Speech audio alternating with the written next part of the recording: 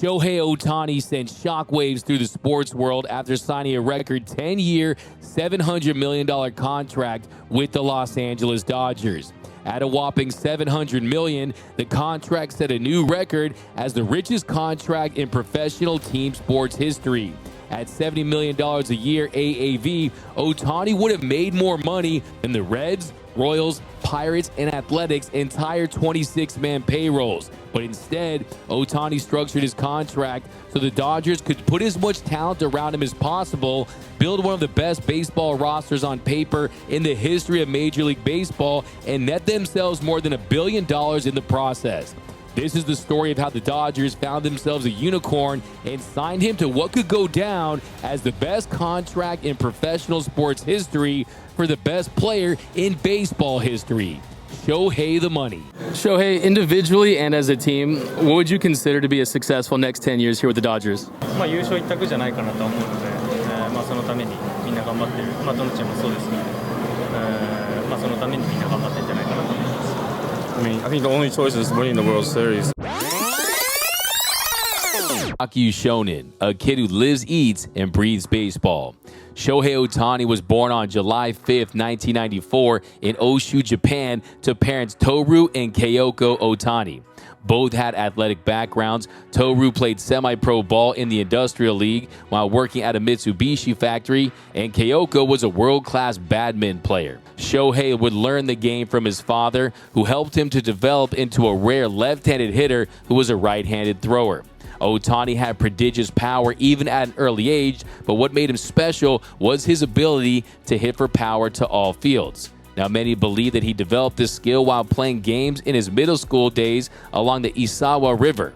As a left-handed hitter, Ohtani pulled so many home runs over the right field wall and hit the ball so far that a countless number of baseballs ended up in the Isawa River. Great for Ohtani, but bad for his team because they were losing so many baseballs. This is where Ohtani would learn to hit baseballs so hard that they would disappear into the night.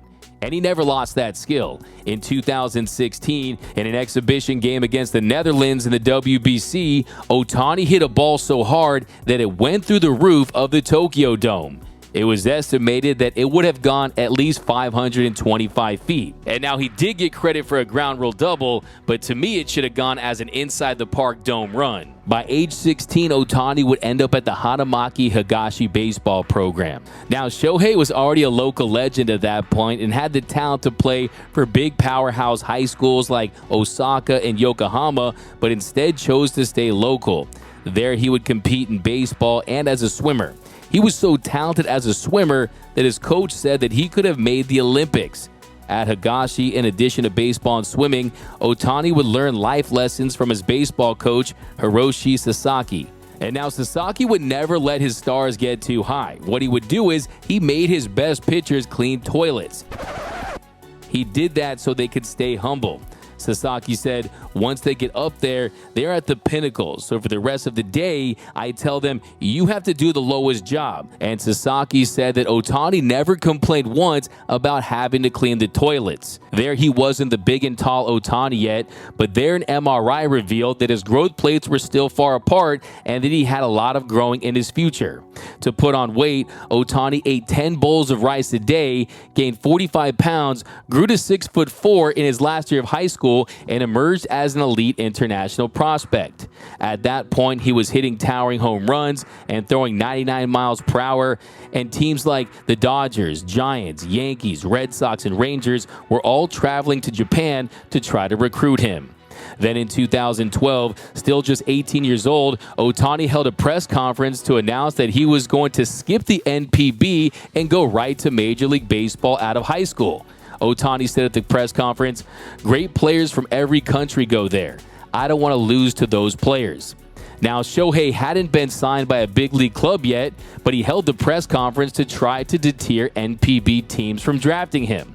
But unfortunately for Shohei, he was such a prized prospect that teams were willing to take the risk and draft him with their top pick. And the team that was willing to take that risk on Ohtani was the Nippon Ham Fighters, who selected him with the top overall pick.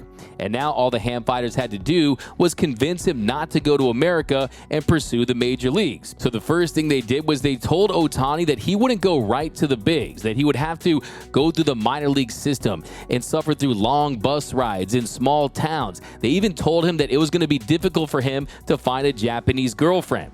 They also offered him number 11, which was the number that one of Ohtani's favorite players, Yu Darvish, wore. And then most importantly, the Ham Fighters sold Ohtani on the opportunity to be a two-way player.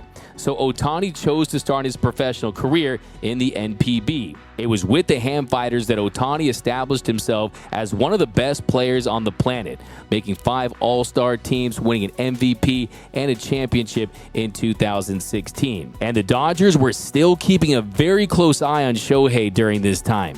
In 2016, Dodgers first baseman Adrian Gonzalez was sent to an exhibition game between Japan and Mexico where he gave Ohtani a Dodgers bag with a jersey inside. And now fast forward to the following year, and it was finally time for Ohtani to take his talents to the show. Now, Ohtani could have waited 2 more years and signed as an unrestricted free agent for $200+ million, but he was willing to take far less money to pursue his big league dream. But it's never been about the money for Shohei Ohtani. It's always been about baseball, not Benjamins. And here's a story that illustrates that. Back in his early years in the NPB for the Ham Fighters, he was already on billboards and in commercials. He was a phenomenon in Japan. But despite making more than $2 million a year before endorsements, Ohtani lived a modest life and lived off an allowance of $1,000 a month, which was given to him by his mom. His mom managed his funds and gave him $1,000 a month to live on.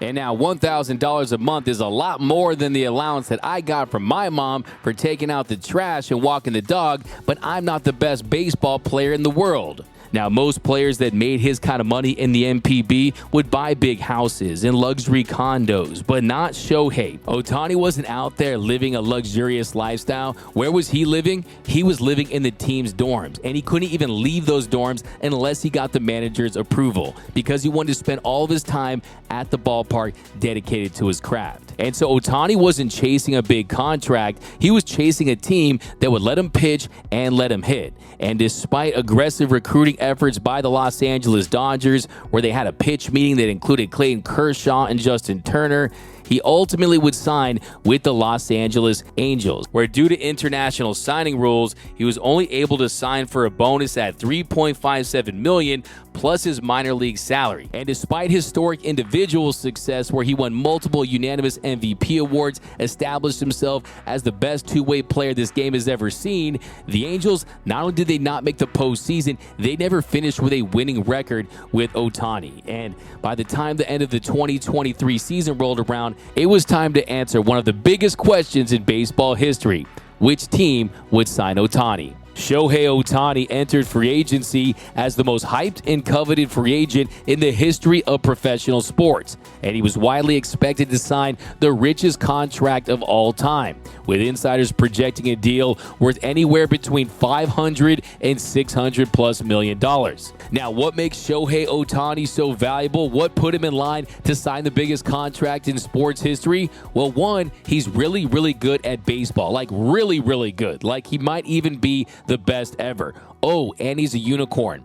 At the plate, Shohei hits at an MVP level, having already won 2 unanimous MVP awards before the age of 30. He can hit for power. He averaged 41 home runs a year for the past 3 seasons. He can hit for average. He hit 304 last season. But what makes him special is he can hit as well as he can pitch. When he's on the mound, he's a Cy Young caliber ace pitcher. When he's in the box, he's an MVP hitter. Now, Ohtani did suffer his second major arm injury and did undergo a procedure that will keep him off the mound in 2025, but he fully expects to be throwing 100-mile-per-hour fastballs, nasty sweepers, and filthy splitters again next year. So that's what makes Ohtani a once-in-a-sport type player, because he's an elite hitter and an elite pitcher rolled into one. Think of Ohtani as a turducken version of Matt Olson and Spencer Strider on the Braves, or an Aaron Judge and a Garrett Cole rolled into one player. That is how good of a player he is. We'll never see this again in the history of the sport, in my opinion. He's doing what Babe Ruth did a long time ago, but on a whole nother level, and he is sustaining it. So if he gets back on the mound, he continues to pitch like he did before the injury, we're talking about paying one player to be the best pitcher in the game potentially and the best hitter in the game. And now fast forward to December 9, 2023, and finally, after years of speculation as to where he'd end up, Shohei Ohtani announced on his Instagram page that he was signing with the Los Angeles Dodgers. Shortly thereafter, it was reported that Ohtani was signing for a record $700 million on a 10-year pact, and that $700 million represented the largest guarantee a team had ever committed to an athlete in the history of professional sports, with the previous record being the 4-year, $671 million deal that soccer superstar Lionel Messi signed with FC Barcelona. So even though Shohei signed the richest contract in sports history, it could also go down as the most team-friendly contract as well. How is that? Well, due to the fact that Ohtani takes home over $50 million a year in endorsements, he doesn't rely on the money he makes from the team he's playing for. So Ohtani's decided to take only $2 million a year from the Dodgers. Well, how does he do that? Why wouldn't he want more money? Well, he's a six-tool player, and that six-tool is his marketability. You see, Shohei is by far the most marketable player in baseball, and it's not even close. Shohei doesn't move the needle, he is the needle. He made over $50 million in endorsements last season from companies like New Balance, Seiko, Fanatics, Hugo Boss, Topps. There's Japanese cosmetic companies, just to name a few. Ohtani made more than $50 million in endorsements last season. The next closest MLB player was Bryce Harper, who took home around $7 million. Ohtani makes more in endorsements all by himself than Bryce Harper, Aaron Judge, Mookie Betts, Mike Trout, Ronald Acuna Jr., Clayton Kershaw, and Freddie Freeman combined. Teams benefit from that level of star power as well, too. Sponsorships, gate revenue, ticket sales. Industry experts project that Shohei will net the Dodgers from $50 to $70 million annually through marketing and advertising revenues alone. Ohtani's jersey sales shattered the records, where his Dodgers jersey became the fastest-selling jersey through the first 48 hours in Fanatics.com history, passing Lionel Messi. Now, whose idea was it to defer $680 million of his salary, starting with payments beginning in 2034? It was none other than Shohei himself. And why did he do that? Because his number one priority is to win, and win big. Dodgers president of baseball operations Andrew Friedman told reporters at Ohtani's introductory press conference, "I wouldn't have had the guts to propose it." So this was Ohtani's idea. For the next 2 years, the Dodgers are only on the hook for $2 million a year for Ohtani's salary. That's the same amount of money they'll be paying Justin Turner in back payments this season. Beginning in 2026, due to MLB's collective bargaining agreement, the club will have to begin funding Ohtani's deferral payments with a minimum of $46 million per year. So the Dodgers will pay him the majority of his money after his playing days with the Dodgers are done. When his 10-year contract with LA ends after the 2023 season, the Dodgers will pay him $68 million a year for the next 10 years. What that allows the Dodgers to do is to take that money that they are profiting off Ohtani and all the income that he's generating and use that to improve the roster around him. There's an agreement between the club and Ohtani that they must use the financial windfall to improve the team around him. And we've already seen that this offseason. They signed Yoshinobu Yamamoto and made him the highest paid pitcher in baseball history after inking him to a 12-year, $325 million deal. They traded for Tyler Glass now, and they signed him to a $136.5 million extension. They brought back Joe Kelly and Jason Hayward, and they just signed all-star outfielder Teoscar Hernandez to a 1-year, $23.5 million contract. The Dodgers' salary now for the 2024 season sits at $302 $102 million. Additionally, the deal stipulates that Ohtani can opt out of the contract if either Dodgers president of baseball operations Andrew Friedman or majority owner Mark Walter leaves the organization for any reason. Los Angeles Times Dodgers beat writer Jack Harris put out a story analyzing Ohtani's unprecedented contract, and financial analyst Maury Aaron told the Times they're getting a huge financial windfall for this contract when compared to the $460 million in present-day value disclosed. They'll make a lot of money. A lot of money on this thing. This may be close to an $800 million to $1 billion gain for the Dodgers over a decade. The agents gave an example of how the Dodgers could maximize their return on the money saved by taking the $680 million in deferrals and investing it with an asset management firm like Guggenheim Partners. Then the money could more than double in a decade's time. They may be able to make $1 billion extra. He's essentially providing the Dodgers with a ton of cash flow that they can use to acquire talent, and he's giving them an extremely favorable loan. Imagine if you're at your job and you told your bosses you could keep 97% of the money that was owed to you for the next 10 years, and on top of that, you didn't even demand any interest on that money. That is what Ohtani is doing for the Dodgers, and the main kicker here is that that money has to be used to increase the talent level around him. Because let's not forget, Shohei Ohtani was in Anaheim, and he played alongside the best player in baseball in Mike Trout, but they still didn't have one winning season. They didn't make one postseason appearance. They were two Bugattis at the trailer park home in Anaheim, and he doesn't want to have the same thing happen again in LA. He wants to win big at the highest level, and this is going to allow that to happen. You see people out there criticizing the Dodgers, saying that LA ruined baseball, calling the Los Angeles deferrals and calling the Los Angeles tax Dodgers. No, this is within the rules, and the Dodgers, they're just taking advantage of the revenue that they make. Because let's be clear here, this is not going to be something you're going to see, because there's not any players out there that make over $50 million in endorsements. This is a once in a sport type player that signed a once in a sport type contract because of how unique he is. And on top of that, franchises out there aren't going to be able to pull this off because most don't generate the revenue that the Dodgers do. Last year, Forbes valued the Dodgers at $4.8 billion, making them the second most valuable franchise in Major League Baseball behind the Yankees. The Dodgers led the sport in attendance and ranked second in overall team revenue at $581 million. So that revenue is only going to increase, and because of that, they're able to take advantage of this. So is the contract really worth $700 million? Well, on paper, it absolutely is. But the truth is, the worth of the contract has been calculated at $460 million in present-day money, because money 10 years from now isn't worth the same as money today. And also, the rich get richer. Are they the Los Angeles tax Dodgers? Is Shohei Ohtani trying to avoid paying taxes to the state of California? Well, California has taken issue with Ohtani's contract, with State Controller Malia M. Cohen indicating in a statement that Ohtani could avoid paying taxes on the $680 million in deferred money if he moves back to Japan when his playing days are done. She said in a statement, the current tax system allows for unlimited deferrals for those fortunate enough to be in the highest tax brackets, creating a significant imbalance in the tax structure.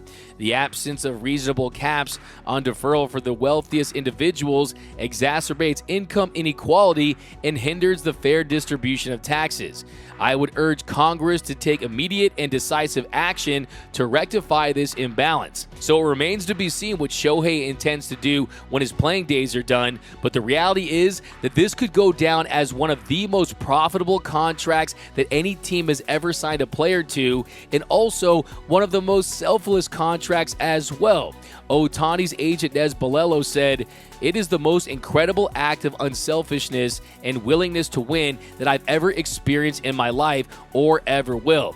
He didn't care at all about the present value inflation. So Shohei Ohtani and the Dodgers have put their money where their mouth is, and on paper they have the best team in the world. Now all that's left is to go win the World Series. My name is Doug McKain. You can follow me on X and Instagram at DMac_LA. If you haven't yet, do us a huge favor and subscribe to the #1 Dodgers YouTube channel. Hit that subscribe button, hit that notification bell, hit that like button. And remember, nothing brings us together quite like Dodger baseball. And until next time, think blue, bleed blue, and I'm out.